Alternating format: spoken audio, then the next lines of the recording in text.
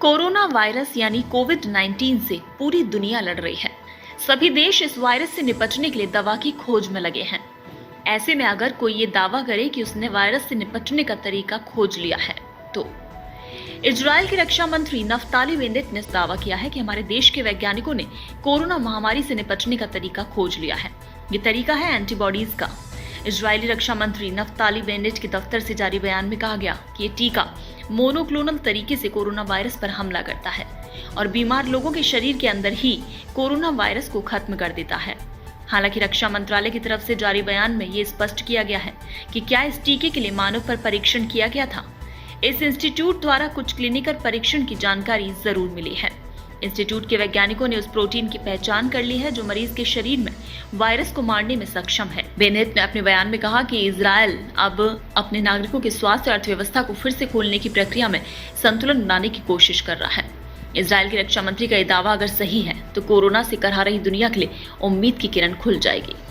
Corona virus से अब तक दुनिया भर में 2,52,407 लोग मारे गए और 36 लाख से ज्यादा लोग इससे संक्रमित हैं। आपको बता दें, कोरोना वायरस महामारी से निपटने के लिए दुनिया भर में वैक्सीन बनाने का काम चल रहा है।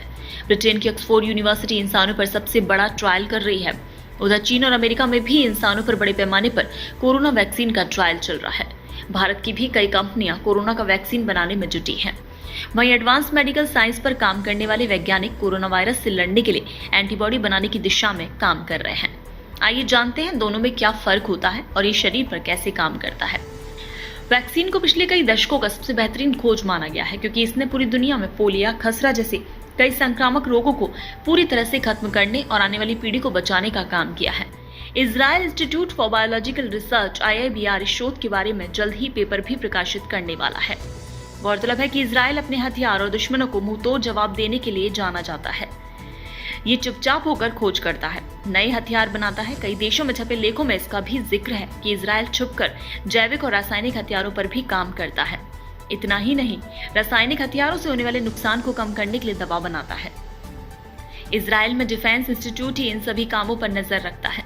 इसकी स्थापना 1952 में तत्कालीन PM के वैज्ञानिक सलाहकार अर्नेस्ट डेविड बोगमन ने इजराइल के डिफेंस फोर्स के साइंस कोर के रूप में की थी। हालांकि बाद में इस लैब को नागरिक संगठन के रूप में बदल दिया गया।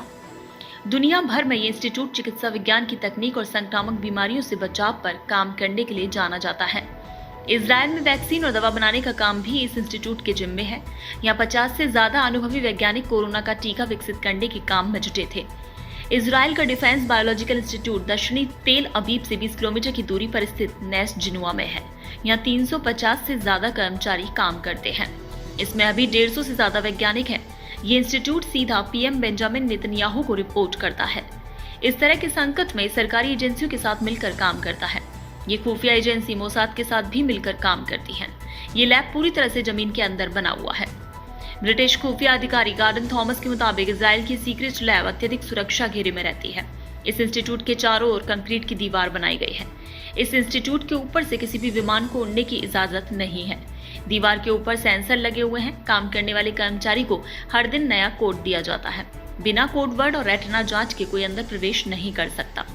इजराइल की IIBR लैब को बेहद ही खुफिया माना जाता है। यहाँ होने वाले किसी भी प्रयोग की जानकारी बाहरी दुनिया के लोगों को नहीं मिलती है। हाल ही में इजरायली रक्षा मंत्री नफ्ताली बेनेट ने प्रयोगशाला का दौरा किया था।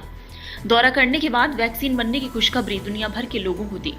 वहीं अब इजरायली रक्षा मंत्री नफ्ताली बेनेट ने कहा कि Israel institute for biological research को कोरोना वायरस की एंटीबॉडी विकसित करने में कामयाबी मिली। ये दावा किया है कि इजराइल के IIBR संस्थान में अब एंटीबॉडी के विकास के सभी स्टेज पूरे हो चुके हैं। अब इसके पेटेंट और बड़े पैमाने पर उत्पादन की जा रही है। ब्यूरो रिपोर्ट, पत्रिका TV।